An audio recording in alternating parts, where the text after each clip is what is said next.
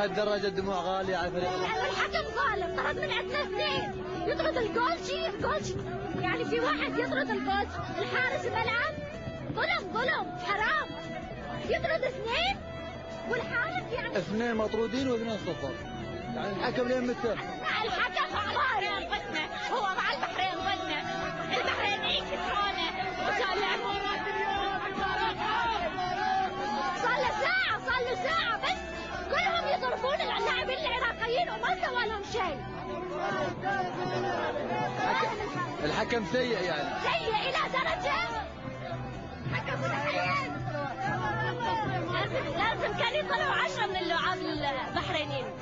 100 واحد غلط، بس واحد طلعوا، ايش هذا؟ يكسرون عادي. يعني البلنتي غلط؟ ما اعرف شو بلنتي.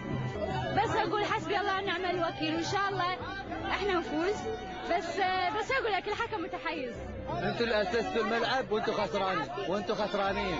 لا لحد الان خسرانين اثنين. احنا بدنا نلعب، المهم احنا موجودين بالخليج. قبل مؤسسين الملعب، بس هالمره شكلكم اسستوه على الخسائر.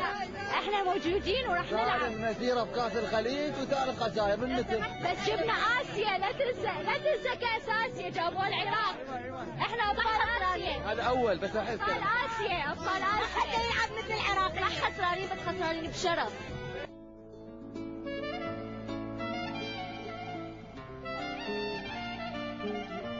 جايبين هدف تخليص الفارق. احنا العراقيين اولا وراح نجيب الهدف الثاني. بعدكم خسرانين.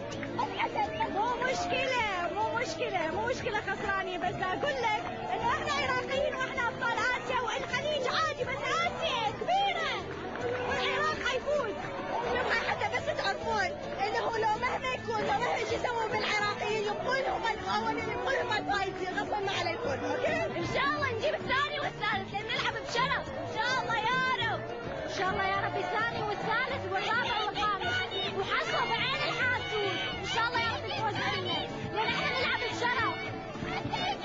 احنا عراقيين واسود الرافدين احنا. بعدكم خسرانين.